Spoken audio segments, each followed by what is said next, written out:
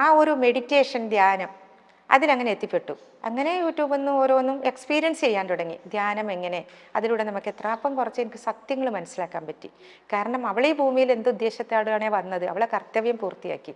ഇന്നും എവിടെ കണ്ടാലും ഇപ്പൊ നിങ്ങൾ തന്നെ വന്നപ്പോൾ കേട്ടിട്ടുണ്ട് മരണശേഷം എപ്പോഴേക്കോ അമ്മയ്ക്ക് ശനിയുടെ സാന്നിധ്യം ഫീൽ ചെയ്തിട്ടുണ്ട്. സാന്നിധ്യം ഫീൽ ചെയ്തത് അത് സോൾ കൺസൾട്ടേഷൻ എന്ന് പറഞ്ഞിട്ടൊരു, ഞാൻ കുറേ വീഡിയോ ഇങ്ങനെ കണ്ടപ്പോഴേക്ക് എനിക്കും എൻ്റെ മോളെ കാണണം തോന്നി. അങ്ങനെ കാണുമോ? അങ്ങനെയാണെങ്കിൽ ഞാൻ ആ കൺസൾട്ടേഷൻ ഇരുന്നു. അവളൊരു മുല്ലപ്പൂവൊക്കെ ചൂടിയിട്ട് ഒരു നെഗറ്റീവ് പ്രിന്റ് പോലെ അവൾ വന്നു. ആ ഒരു വേസ്റ്റ് കണ്ടു ഞാൻ, അവളിങ്ങനെ വന്നു. അപ്പൊ ഇതൊക്കെ ചിലർ വിശ്വസിക്കും, ചിലർ വിശ്വസിക്കാതിരിക്കും. വിശ്വസിച്ച് ഞാനത് അവളെ കണ്ടു. പിന്നെ ഈ മെഡിറ്റേഷൻ ധ്യാനം, പിന്നെ അന്ന് എന്നോട് സീമ പറഞ്ഞിട്ടുണ്ടായിരുന്നു, ചേച്ചി RCCയിൽ ഒരു ആശ്രയ ഓർഗനൈസേഷൻ എന്ന് പറഞ്ഞിട്ടൊരു ഇതുണ്ട്, വലിയൊരു സംഭവമാണ്. അപ്പം അതിലിപ്പോൾ ഞാൻ സർവീസ് ചെയ്യുന്നുണ്ട്. സെക്കൻഡ് അത് ഞായറാഴ്ച ഒഴികെ എല്ലാം വലിയ വലിയ ഞാൻ എന്നെപ്പോലത്തെ 2-3 പേരെ സാധാരണക്കാരായവരുള്ളൂ. എല്ലാം വലിയ ജോലിയിലിരിക്കുന്നവരും റിട്ടയർഡ് ആയവരും അല്ലാത്ത എല്ലാം വലിയ ആൾക്കാരെന്ന് വെച്ചാൽ നമ്മൾ ഈ താഴെ ക്യാൻറ്റീനിലില്ല കഞ്ഞിവെള്ളം എടുക്കുക, അത് ഇതിൽ പറയാവോന്നറിയില്ല. കഞ്ഞിവെള്ളം എടുത്തിട്ട് മറിച്ച് കളയുന്ന കഞ്ഞിവെള്ളത്തിന് പോലും വിലയുണ്ടെന്ന് നമ്മൾ ആൾക്കാർക്ക് കാണിച്ചു കൊടുക്കുകയാണ്. ആ കഞ്ഞിവെള്ളം ഒരു 5-6 വലിയ ടമ്പറിൽ എടുത്തിട്ട് ട്രോളിയിൽ ഉരുട്ടി കീമോ വാർഡിലും കീമോ വാർഡ് 6ാമത്തെയും 5ാമത്തെയും ഫ്ലോറിലൊക്കെ കീമോ വാർഡുണ്ട്, അതിൽ ഉപ്പിട്ട് കീമോ ചെയ്ത് കിടക്കുന്ന പേഷ്യൻറ്റിനും കൂടെ ഇരിക്കുന്ന ബൈസ്റ്റാൻഡറിനൊക്കെ കൊടുക്കുക. അവർ ഈ ചൂട് സമയത്ത് ആ കഞ്ഞിവെള്ളം കുടിക്കുമ്പോഴില്ലേ അവർ നമ്മളെ തൊഴുകയും അവർ ഇങ്ങനെ തൊഴുകയാണ്. ഒരു ഗ്ലാസ് വെള്ളം കിട്ടിയിരുന്നെങ്കിൽ എന്ന് ആശുപത്രിയിൽ കിടന്ന് ആഗ്രഹിക്കുന്നവർക്ക് നമ്മൾ ഡയറക്റ്റ് കഞ്ഞിവെള്ളം കൊണ്ടു കൊടുക്കണം, അവരോടൊരു സാന്ത്വന വാക്ക് പറയുക. പിന്നെ പാലിയേറ്റീവ് വാർഡിൽ പിന്നെ സെക്കൻഡ് തേഴ്സ്ഡേ ആണ്, അതിൽ പോയിട്ട് നമ്മൾ ഓരോ ഗ്രൂപ്പിൽ 3-4 പേരുണ്ട്. കുറുക്ക് ഹെൽത്ത് മിക്സ് നമ്മൾ തന്നെ കയ്യിൽ നിന്ന് കാശ് മേടിച്ചുകൊണ്ട് ഹെൽത്ത് മിക്സ് പാല്, അവിടെ ഒരു റൂമുണ്ട്, അതിൽ ഗ്യാസും അടുപ്പൊക്കെ ഉണ്ട് RCCയിൽ 7ാമത്തെ ഫ്ലോറിൽ. അതിൽ കുറുക്കുണ്ടാക്കി ഈ പാലിയേറ്റീവ് പേഷ്യൻറ്റിന് കൊടുക്കുക. അപ്പോൾ അത് ഭയങ്കര സാറ്റിസ്ഫാക്ഷനാണ് എനിക്ക്. അങ്ങനെയെങ്കിലും ഒരു സേവനം എനിക്ക് ചെയ്യാൻ പറ്റുന്നുണ്ടല്ലോ, എന്തൊരു സന്തോഷമാണ് എനിക്ക് അതിൽ നിന്ന് കിട്ടുന്നത്.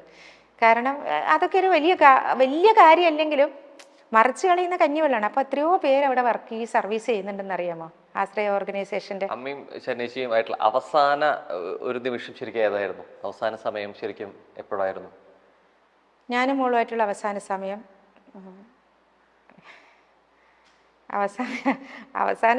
PRSൽ ലാസ്റ്റ് അവള് ഈ ട്രക്കോസ്റ്റമി തൊണ്ടയിലിട്ട് കഴിഞ്ഞ ശേഷം അവൾക്ക് സംസാരിക്കാൻ പറ്റില്ലായിരുന്നു. അപ്പം ഞങ്ങൾ ഇവിടുന്ന്, എനിക്കറിയില്ലായിരുന്നു കുഞ്ഞിന് 2ാമതും ഇത് വന്ന് സ്പൈനലിൽ സ്പ്രെഡായിട്ട്. മോനും ഞാൻ പോയില്ല, എന്നെ കൊണ്ടുപോയില്ല ആശുപത്രിയിൽ. മോനും പിന്നെ എൻ്റെ ഹസ്ബൻഡിൻ്റെ അനിയനും കൂടിയാണ്, ശരണയുടെ ചെറിയച്ഛനും കൂടിയാണ് ഡോക്ടറെ കാണാൻ പോയത്.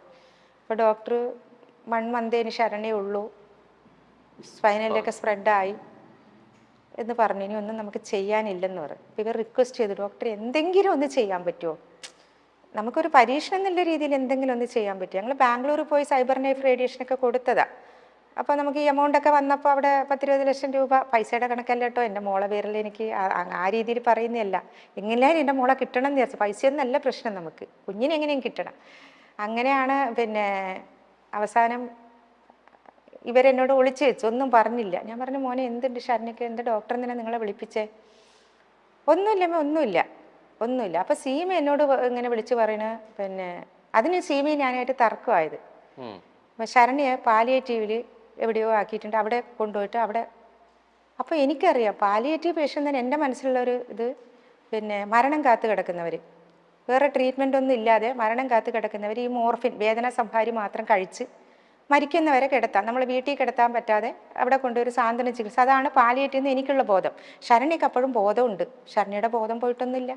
ശരണ്യക്ക് ഈ പാലിയേറ്റീവിൽ പോകുമ്പോൾ അവൾക്കും അറിയാൻ അവളെ എന്തിനാ പാലിയേറ്റീവിൽ കൊണ്ടുവന്നതെന്ന്. അപ്പം ഞാൻ ചോദിക്കുകയാണ്, എൻ്റെ കുഞ്ഞിനൊരു കുഴപ്പമില്ല, പിന്നെ എന്തിനാ പാലിയേറ്റീവിൽ കൊണ്ടുവന്നേ? അപ്പം ഇവർ ഡോക്ടർമാർ പറഞ്ഞിട്ടാണ് പറയുന്നതെന്ന് എനിക്കറിയില്ലല്ലോ. ഞാൻ എൻ്റെ കുഞ്ഞിനൊരു കുഴപ്പമില്ല മാത്രം, അതിനാണ് ഞാൻ സീമി തർക്കിച്ചിട്ടുള്ളത്. ചെറിയ ഇതൊക്കെ ഉണ്ടായിട്ടുള്ളത് അതിന് മാത്രമാണ്. അപ്പോൾ ഞാൻ പറഞ്ഞു, പൈസയാണോ സീമക്ക് പ്രശ്നം? ഈ വീട് വെക്കാം, പൈസ ഇല്ലായിട്ടാണോ എൻ്റെ കുഞ്ഞിനെ പാലിയേറ്റീവിൽ കൊണ്ടുപോകണമെന്ന് പറയുന്നത്? സീമക്കൊന്നും എന്നോട് ഉത്തരം പറയാൻ വാക്കുകളില്ല.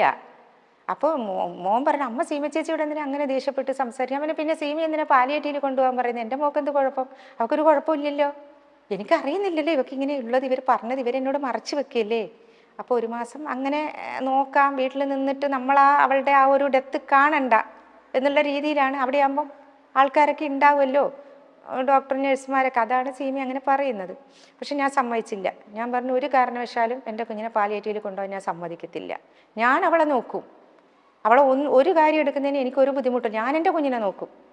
ഈ വീട് വിൽക്കാം, എവിടെ വേണമെങ്കിലും എൻ്റെ കുഞ്ഞിനെ കൊണ്ടുപോയി ചികിത്സിക്കാം. എനിക്ക് വീടും ഒന്നും വേണ്ട, എൻ്റെ മോളെ മതി. ഇതാണ് ഞാൻ പറയുന്ന വാക്ക്. പക്ഷെ വീട് വിറ്റിട്ടും കാര്യമില്ല എന്നുള്ളത് അവർക്ക്. വീട് വിറ്റിട്ട് കാര്യം ഉണ്ടെങ്കിൽ വീടല്ല, സീമയുടെ വീടും സീമ വേണമെങ്കിൽ വിറ്റേനെ ശരണിക്ക് വേണ്ടി. അല്ല, അത്രയും ഞാൻ പറയുകയാണ്, വിൽക്കുന്നല്ല അത്ര പോലും ഞാൻ പറയാം. അതിനല്ല സീമ എതിർക്കുന്നത്. കാരണം ഒന്നിനും ഒരു പ്രതീക്ഷയില്ല എന്നല്ലേ ഡോക്ടർ പറഞ്ഞിരിക്കുന്നത്, നമ്മൾ ഇനി ഒന്നും നോക്കണ്ടെന്ന്.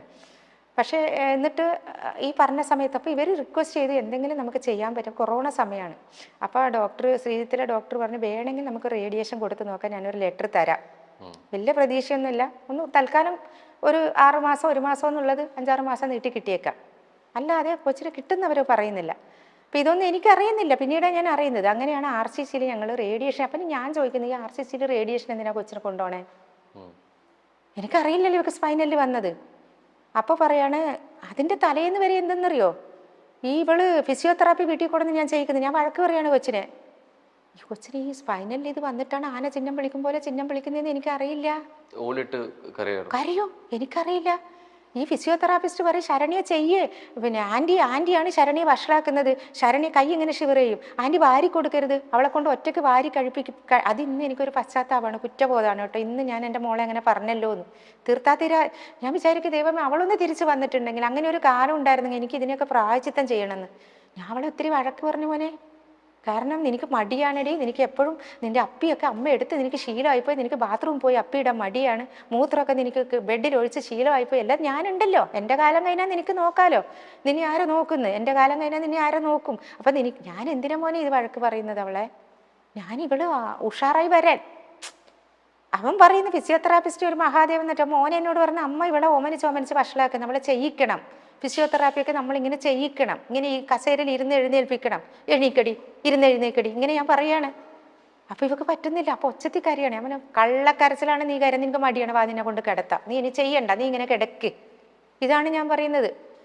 എൻ്റെ കുഞ്ഞു പറഞ്ഞൊരു വാക്ക് എനിക്ക് ഇന്നും ഉള്ളിത്തട്ടുന്നത്, ദൈവമേ ദൈവമേ, എൻ്റെ അമ്മക്ക് പോലും ഞാനൊരു ബേഡനായ, എന്നെ അങ്ങ് എടുക്ക് ദൈവമേ എന്നാ അവള് പറയുന്നില്ലേ. എപ്പോഴും ഈ കലാകാരന്മാരുടെയും കലാകാരികളുടെ ജീവിതത്തിൽ പറയുന്ന ഒരു കാര്യമുണ്ട്, അവർ നമ്മളൊപ്പം ഇല്ലെങ്കിലും മരണപ്പെട്ടാലും ആ ചെയ്തു വെച്ച വേഷങ്ങൾ കൊണ്ടും ആ സാന്നിധ്യം കൊണ്ട് എപ്പോഴും നമ്മോടൊപ്പം ഉണ്ടായിരിക്കും എന്നുള്ള. അതെ. തനിക്ക് വീടൊന്നും വേണമായിരുന്നു എന്ന് ഒരാഗ്രഹവും ഇല്ലായിരുന്നു എന്നാണ് ശരണ്യയുടെ അമ്മ പറയുന്നത്. വീട് വേണമെന്നേ ഇല്ലായിരുന്നു, എനിക്ക് ശരണ്യ മാത്രം മതിയായിരുന്നു. പക്ഷേ ഒരു കാര്യമുണ്ട്, ഞങ്ങളൊരു വാടക വീട്ടിലായിരുന്നുവെങ്കിൽ ശരണ്യ മരിച്ച ശേഷം ആ ബോഡി വീട്ടിലേക്ക് കൊണ്ടുവരാൻ ചിലപ്പോൾ ആ വാടക വീട്ടുകാർ സമ്മതിക്കില്ലായിരുന്നു. അങ്ങനെ നേരെ ശ്മശാനത്തിലേക്ക് കൊണ്ടുപോകേണ്ടി വന്നേനെ. ഇത് സ്വന്തം വീടായതുകൊണ്ടാണ് നമുക്കവിടെ കൊണ്ടുവരാൻ പറ്റിയത്. ശരിക്കും പറഞ്ഞാൽ ഇത് സ്വന്തം വീടല്ല, വാടക വീടായിരുന്നുവെങ്കിൽ ഉറപ്പായിട്ടും സീമയുടെ സ്വന്തം വീട്ടിലേക്ക് ശരണ്യയുടെ ശരീരം കൊണ്ടുപോയേനെ, ആ ജീവന്റെ ശരീരം കൊണ്ടുപോയേനെ. ഇതിനുശേഷം സീമയും സംസാരിക്കുന്നുണ്ട്. അതിൽ സീമ പറയുന്നുണ്ട്, ശരണ്യ ഏതോ മുജ്ജന്മത്തിൽ തൻ്റെ മകളായി ജനിച്ചൊരു കുട്ടിയാണ് എന്ന്. കാരണം സ്നേഹസീമയിലേക്ക് താമസം മാറിയ ശേഷം ഇവർ അമ്പലത്തിൽ പോയപ്പോൾ ശരണ്യക്ക് പെട്ടെന്ന് ബാത്റൂമിൽ പോകണമെന്ന് തോന്നി. അങ്ങനെ ശരണ്യയുടെ ഡ്രസ്സിലും ഒക്കെ മോശനായി. എന്നാൽ അതെല്ലാം ഒരറപ്പും കൂടാതെ സീമയാണ് കഴുകി കൊടുത്തത്. ഒരറപ്പുമില്ലേ ചേച്ചി എന്ന് ശരണ്യ തന്നെ ചോദിച്ചിട്ടുണ്ട്. എന്നാൽ എന്തിനാണ് അറപ്പ്, നീ എൻ്റെ മോളല്ലേ എന്നാണ് സീമ മറുപടി പറഞ്ഞത്. ഇന്നും സീമയെക്കുറിച്ച് പറയുമ്പോൾ ആ അമ്മയ്ക്ക് കണ്ണുനീര് വരുന്നുണ്ട്.